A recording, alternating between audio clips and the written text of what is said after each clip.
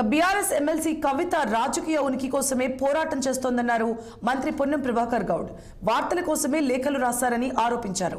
కవిత అంశం టీ కప్పులో తుఫాను లాంటిదంటూ పొన్నం వ్యాఖ్యానించారు. గాంధీ భవన్లోని ఇందిరా భవన్లో మంత్రులతో ముఖాముఖి కార్యక్రమాన్ని నిర్వహించారు. ప్రజా సమస్యలపై మంత్రి పొన్నం ప్రభాకర్ వినతి పత్రాలు స్వీకరించారు.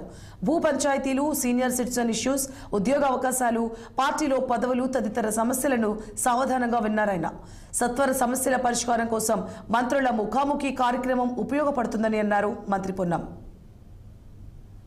రాజకీయ ఉనికికి ప్రశ్నార్థకమైనటువంటి పరిస్థితి. పార్టీలో సొంతంగా లేఖలు రాయడం, దయ్యాలున్నాయని చెప్పడం, లేదా కొత్తగా మళ్ళీ తండ్రిని కుటుంబ సభ్యుల నుంచి ఆకర్షితం చేసుకోవడానికో వాళ్ళ ఇంటర్నల్ మ్యాటర్ టీ కప్పులో తుఫాన్గా కాంగ్రెస్ పార్టీ భావిస్తారు. అంతకంటే పెద్దగా దాన్ని మేము సీరియస్ చూడాల్సిన అవసరం లేదు. వాళ్ళు ఇంటర్నల్ లీడర్షిప్ క్రైసిస్ అని వాళ్ళు తెలుసుకుంటారు.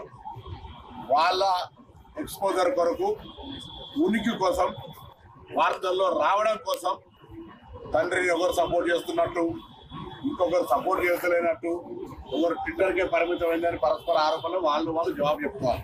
ఇది మాకు సంబంధించిన ఇష్యూ కాదు. ఇది రాజకీయంగా దృష్టి మరల్చడానికి జరుగుతున్నటువంటి ప్రయత్నం. దాన్ని కాంగ్రెస్ పార్టీ శ్రేణులు ఎవరు కూడా పెద్ద పట్టించుకోవాల్సిన అవసరం లేదు. ప్రజలు, మీడియా కూడా పట్టించుకోవాల్సిన అవసరం లేదు. ఎందుకంటే they are struggling for their existence.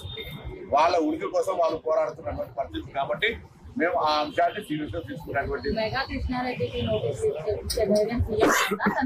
ముఖ్యమంత్రి కాదు, ఆయన కాంట్రాక్టర్ అని అనుకుంటే ముఖ్యమంత్రి ఆదేశాల మీద కమిషన్, అది పోస్ట్ కమిషన్ ఇచ్చినటువంటి పిలుపు, పోస్ట్ కమిషన్ మెగా కిషన్ పిలిపిస్తే కూడా బరాబర్ వినిపిస్తుంది. కమిషన్ కు వాళ్ళొక ఇండిపెండెంట్ ఎంక్వైరీ కమిషన్ ఎవరిని పిలిచే హక్కు ఉన్నది. వివరించి ఇచ్చినప్పుడు తప్పకుండా వాళ్ళు పిలుస్తారు.